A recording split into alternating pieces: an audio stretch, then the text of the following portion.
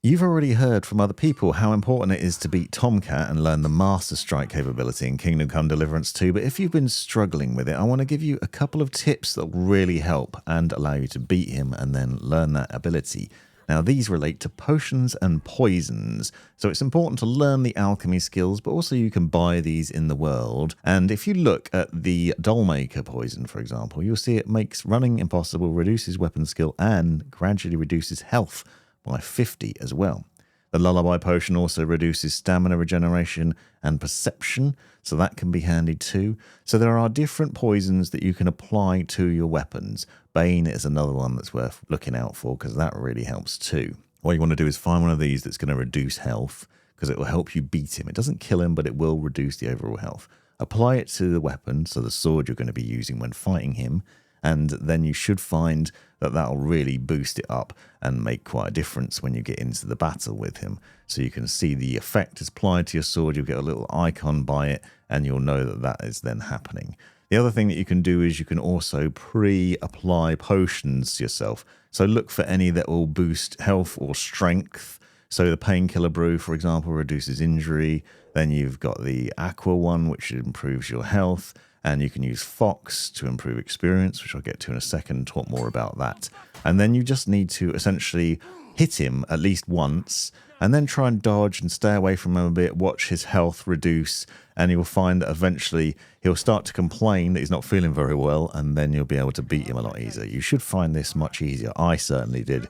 It made quite a difference. Then you can learn the Master Strike from him. And once you've learned how to do that, you'll then find it a lot easier to fight enemies in combat. Even ones that look pretty hard, like they've got a shield and good armor on them, they look like they're going to be a problem. What you'll find is that you can easily beat them up now and reduce their health pretty easily. Obviously apply the same logic as I've just shown you as well. Make sure your weapon's got a poison applied to it, and that can make a big difference in these fights too. You can apply this same logic throughout the game, especially with potions. So I'd recommend before you get into fights, or if you're doing certain quests that you know are going to involve fighting, for example, look through your potion list and apply any which are going to be useful.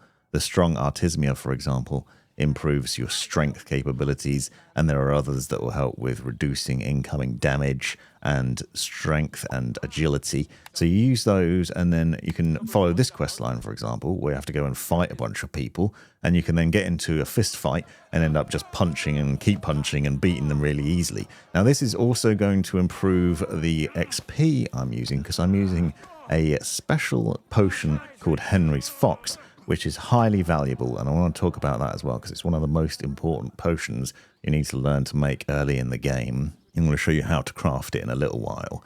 I've talked to you before about the importance of reading skills books, buying them from the scribe where possible if he's got any new ones, so watch out for that little star indicator to see if he's got any new books to buy.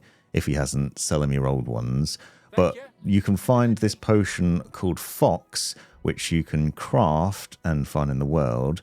And the fanciest version of it, called Henry's Fox, is actually much more beneficial. You'll see it increases speech by 7 and reading speed, but the most important benefit of the high quality one is it increases the amount of experience gained by 50% for 2 days. This is experience from anything. So if you pre-apply this to yourself and then go into quests, you're going to end up getting much more experience from it, but also just reading books. This is obviously improving my reading skill, meaning that I'm reading faster, you're completing the book faster, and now I've improved not only my scholarship, but also my craftsmanship has gone up as well, and I've got a perk point there. I can then read a book which I couldn't before because it's boosted that level much faster, so you can sit and read a couple of books and improve your skills in that way. So Fox is good for that. It's also good if you're in speech and talking to people that you need to convince of things, but it's really important for that experience boost. So I want to show you how to make Fox, and this is a recipe for doing it. If you want to skip forward, I've got timestamps so you can jump forward if you already know how to do this. But one of the important things to note is that you work on your alchemy skill first of all. So you need to improve your alchemy skill so that you can get Henry's Fox, which is the maximum quality. So if you look at the player section and on the skills section, you'll find the attribute for alchemy. And then scroll down there and you'll see there's one called Secret of Secrets, which says that if you follow the recipe precisely and your brewing time is perfect, you can brew potions of exceptional quality. And that's how you get the Henry's Fox version. So in order to do this, we need to make sure we've got fresh herbs. You put oil into the cauldron first of all, and then we need to follow these steps to make sure we do this perfectly. So I'm going to take care with this and not rush. It's important to note that you need fresh herbs for this, not dried ones, to make the most of it. So I'm going to show you how to get some belladonna later on in the video, because I want to show you how to get loads of that. But if you put St. John's wort and nettle into the mortar and pestle and grind them, and we're going to grind those up now, then you can then use those and put them into the oil that we've already put into the cauldron. So we're going to stick that in there, and then you can lower this down. Now, it's worth noting that you can optimize this process once you've got the hang of it a bit, but what I'd recommend is basically starting out by being careful with it. So we wait until that starts to steam, and then we're going to turn the sand glass over and wait for this to drain out. So the key here is trying to make sure it's perfect. So unless you've got all the other skills that basically allow you to make mistakes, you want to make sure you follow the steps carefully. Turn the sand glass over again once it's drained out, and we'll wait for that to drain out a second time, and you can see that it's boiling away nicely. Then lift it up. Then we're going to grab a handful of charcoal and put that into the mortar and pestle and grind that up. And obviously the cauldron's raised up at this point, so it's not boiling. Now, in theory, you could grind the charcoal while the other parts are happening and then put it back down before you put it in. But I like to make sure I've done it properly in this order to make sure it comes out perfectly. So you can optimize the process, but it's a bit risky because you have to make sure you get the timing right. Put the belladonna in after that, and then we're going to lower the cauldron back down, wait for it to start steaming again, and at this point then flip the sand glass over. We then just need to boil it one more time in this process, and then what you should find is hopefully once we've completed this, you can then lift the cauldron up to make sure it doesn't cook any further than it should, while we grab a file and then pour it out. So we're going to pour it out into that file, and then you should find that you've crafted a perfect one. Now, obviously, it takes some time to get to this stage. You need to craft a lot of potions to unlock enough alchemy points to be able to use Henry's Fox, but it is well worth working on this, because then you can use it for a variety of things. So I've applied Henry's Fox, and I've gone to take part in the archery competition. Do this multiple times and you end up unlocking various skill points. You can see warfare's just gone up, got perk points for that, and then I got extra ones for marksmanship, and you can also get strength, so just keep repeating that process.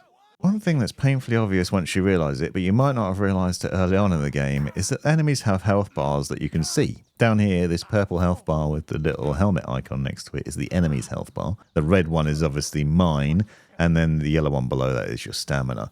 You can see, obviously, that fighting an enemy hand-to-hand when they've got a weapon is obviously not ideal, especially when they've got armor. But knowing how much health your enemies have got is obviously very handy, especially when you're surrounded by multiples and you can switch between them and see which one's the weakest and which one you can deal with most easily. Once you've got Mutt unlocked, you want to upgrade your abilities with him, your Handmaster ability, and get more perk points.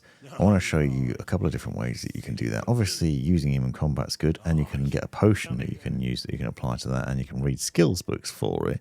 But did you know that just petting him is enough to increase your level? You can see that I've currently got 68 experience points. If I just keep going up to him and petting him repeatedly, this also increases the experience. Now, it only gives a little bit at a time, so maybe just doing it over and over and over again is going to be pretty boring and not that beneficial. But it is worth petting him on a regular basis because it does boost it. So just give him a little rub and it'll make your experience go. You can see it's now gone up to 81, for example, under Houndmaster. Another tip in this regard is if you're poaching, so if you're killing deers in the woods, for example, what you'll find is you'll end up getting a lot of meat. And you might well find that you're overburdened with meat because they do drop a lot of meat. I actually ended up killing 3 deers in this area. Now, you can use this to feed Mutt. You can see my current XP level is 313 in the Houndmaster thing, and because I'm just completely overburdened with deer meat now, which I'd either have to try and work out where I could sell it to, because technically it's marked as stolen, you could cook it in theory and sell it to traders, and therefore get rid of the stolen marker, or there are other tricks that you can do waiting some amount of time for that marker to disappear, or you just feed it to Mutt. So if you feed and praise Mutt, and combine these two things together, you can improve your experience with him. So what this actually does, I've noticed, is it improves the obedience level. So it actually increased my obedience. It was 20 when I started out, and now it's 40. and also increases the XP that you get for the Hound Master skill as well. So just feeding him any meat you don't want, it really helps. I've talked before about how awesome the fence is at the Nomad camp, or at least how useful he is. If you like stealing stuff, then selling to the fence is logical, because you can go and sell anything that's got the little red hand marker against it, so that if you get caught, you won't have it extracted from you and lose that value. Now, you can get rid of the red hand marker, in theory, by waiting a couple of days after you've stolen it, and you should see it disappear. But obviously, with anything that can spoil, this can be a problem. So going to the fence and selling it is an easy way to do it. You might not get as much money, but it's still worth doing and easy to do. Well, one of the things that's worth noting is that you can also steal from the fence.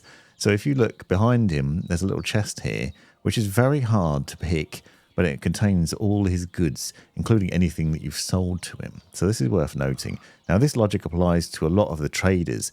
You'll find that they have storage where they store all their goods, and also that you could steal from it in theory. If you wait until the dead of night, so use the timer to count down until the middle of the night when everyone's asleep, and make sure you save so you don't get caught doing this, and then switch to your stealthy gear, and then you can sneak up and basically steal from this chest in a pretty easy way. I'd recommend using the quick finger potion because it increases your thievery, and you can see this one increases thievery by 6 for 40 minutes.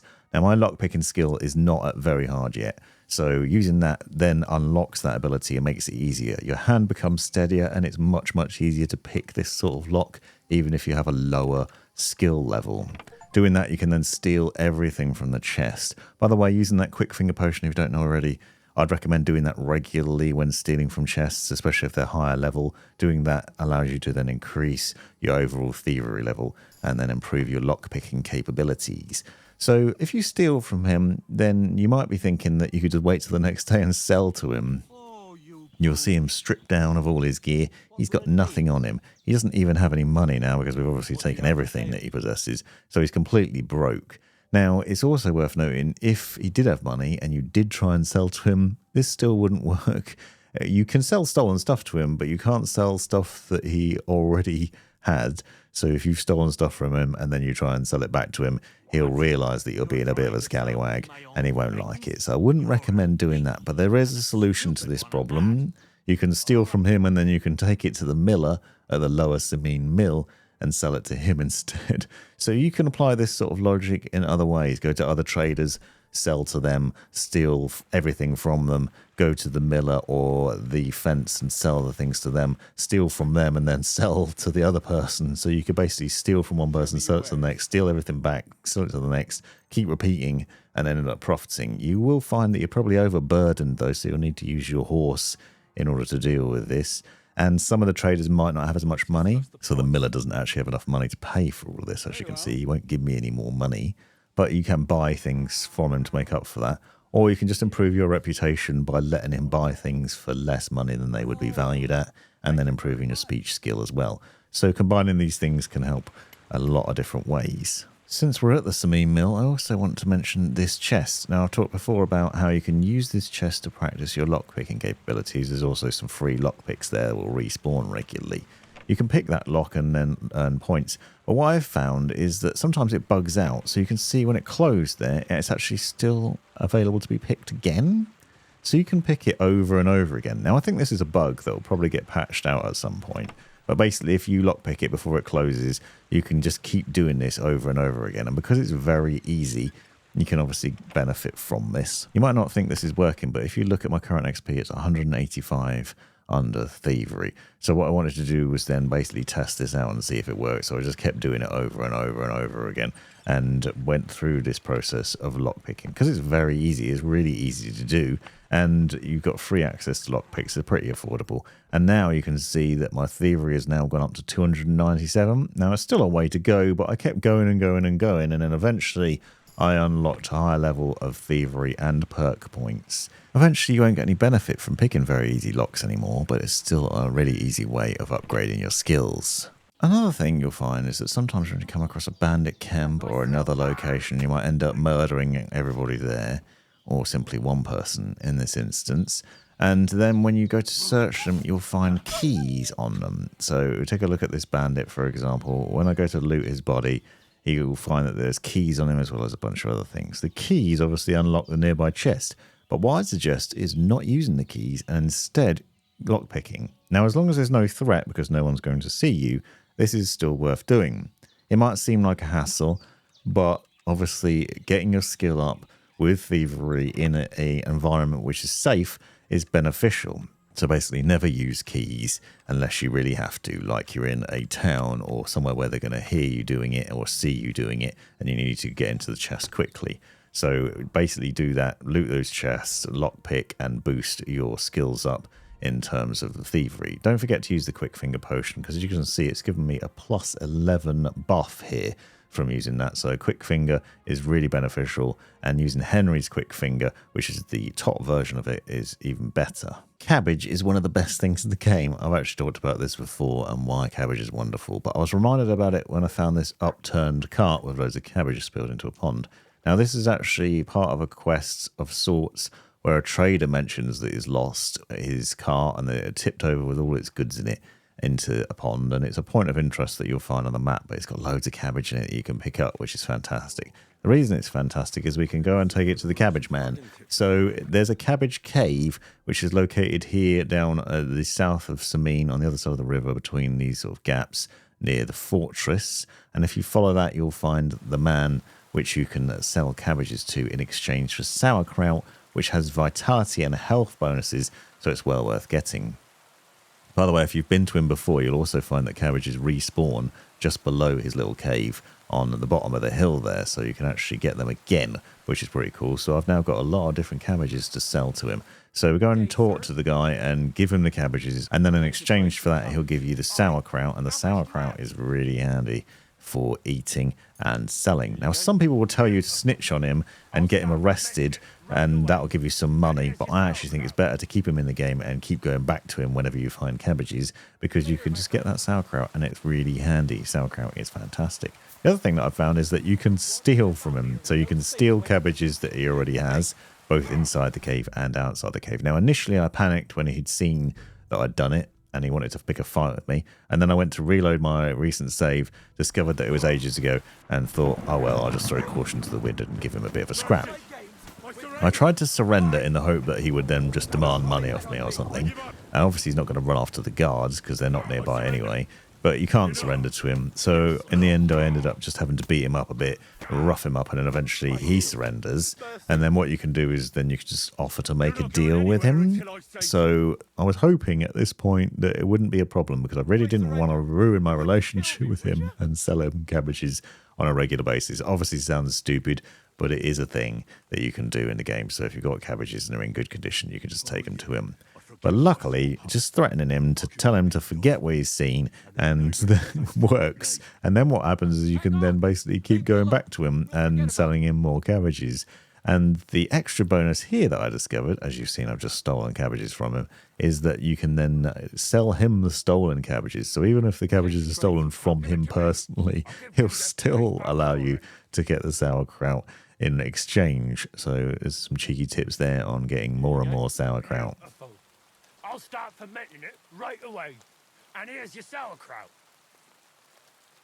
If you come across a camp full of enemies and you really want to loot them and finish them off, but you're worried that you'll be outnumbered because there's quite a few of them knocking around in the camp, then there are a couple of different solutions to this. There are ways to do it. So you can wait until night time and then equip a knife, sneak into the camp and stealth kill them all, which I've recommended doing before, making sure to equip your stealthier armor, so something that isn't going to clank around. Or you can follow this sort of logic instead. So what I'm going to do here, instead of doing that, is to sneak into the camp. Now, a couple of different things. Make sure that you set Mutt to stay, because you don't want him to follow you in and then start barking at the blooming people and alerting them, because we're trying to be sneaky here. And then we're going to sneak into the camp, and then what we're going to do is to make the most of their food pots. So we can see they're all sleeping in this location. Watch out for patrolling guards. But what we're going to do is pour a potion into the food pot. Now, what you want to do is something like the dollmaker potion or a bane potion, something that's going to damage their health and ruin their stamina. The idea here is that when they wake up and start eating that food, they'll then be easier to deal with. So you can apply a potion to the food. Obviously, take care not to eat the food yourself after you've done this.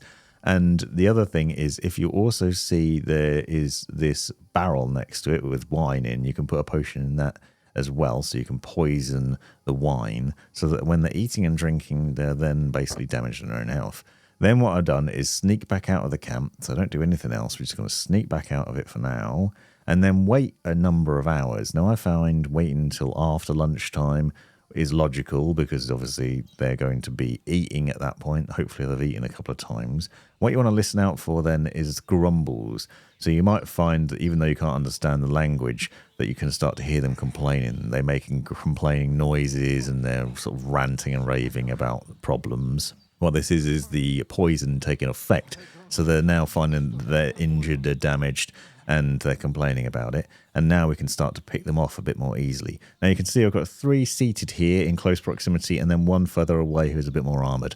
So what I decided to do was to deal with them with my bow. Now I've also applied poison to the arrows, which is the tip I gave you earlier on. Make sure you apply poison to your weapons as well. So we're now doubling up on the damage we're doing here. Because my archery skill's a little bit higher, because I've been practicing the archery competition quite a bit, I managed to take out most of them really quickly.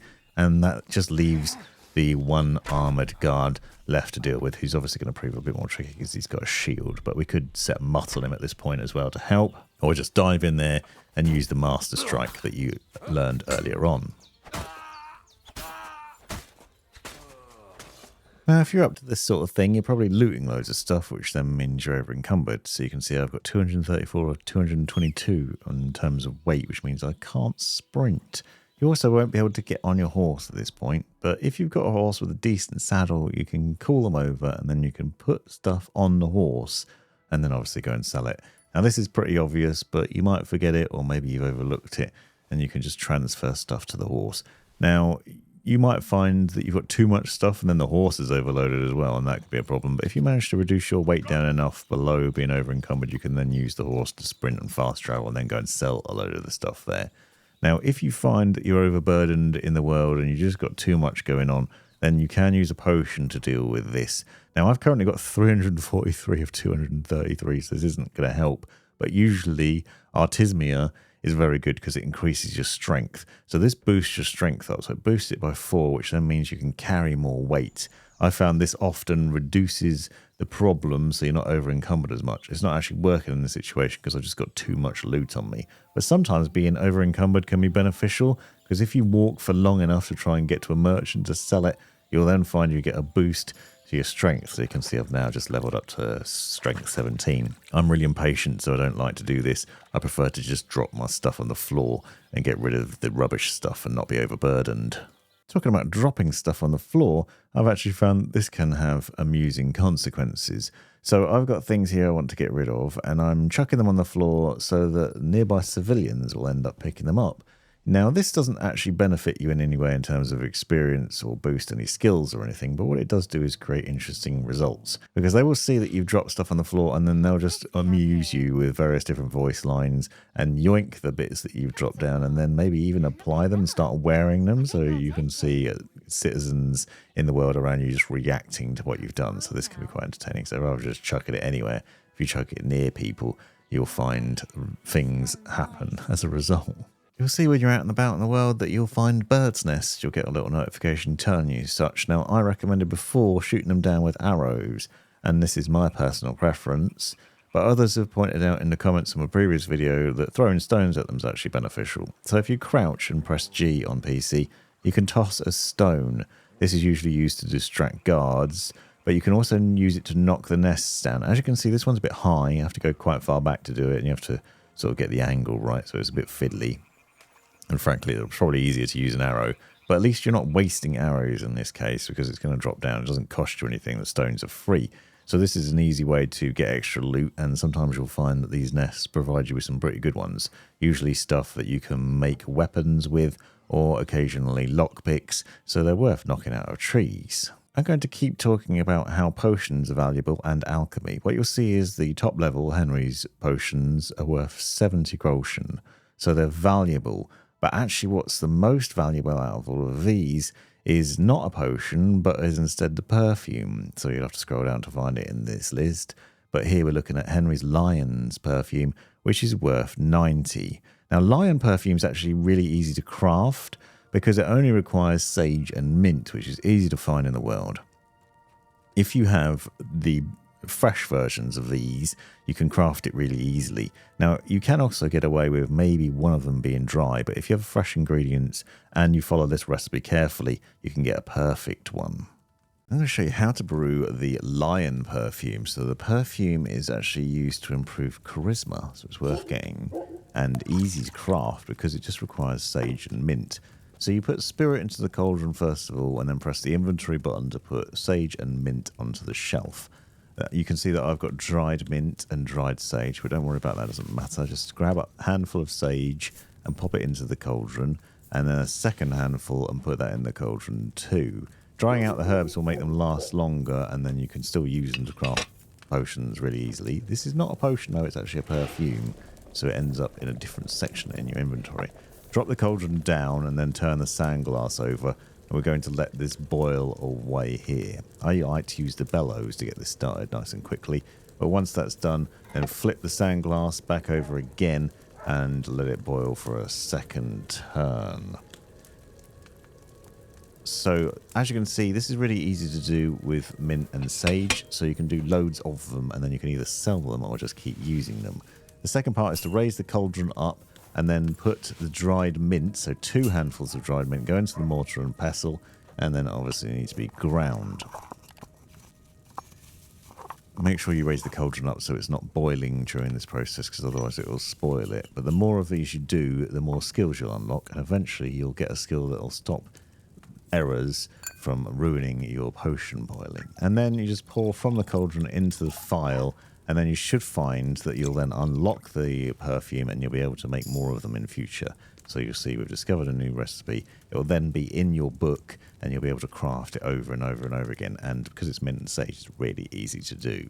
Now, if you're out in the world fighting scalawags, bandits, ruffians, whatever else, obviously killing them, taking their gear and selling it will make some money for you.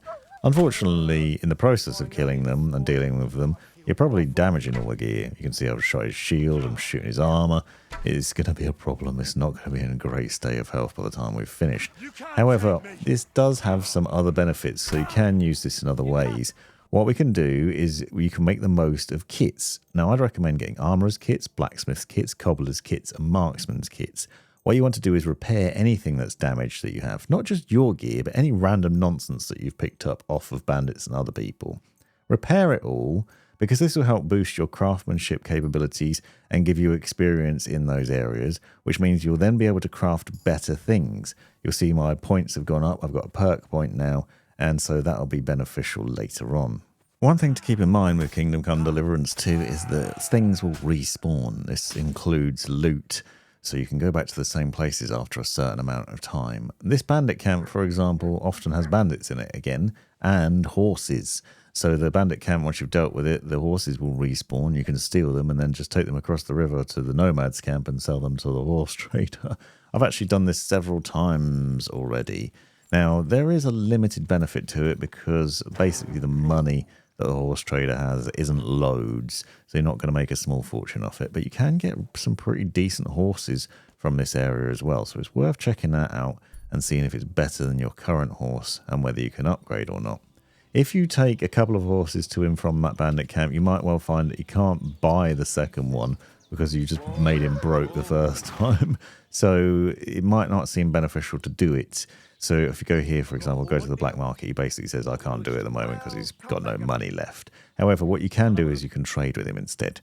So what we can do is we can buy things from it. So we can buy improved saddles and books and other things so that he's got some money. And then once you've done that trade, you can then sell the stolen horse to him. So then you can make your money back. So some way to deal with it at least. Alternatively, you can obviously acquire a horse. And if you want to work out whether the horse is better than your horse, you can just go up to it and inspect. And then you can see your horse side by side with a new horse. So this one's stamina isn't as good, for example, but it can carry more.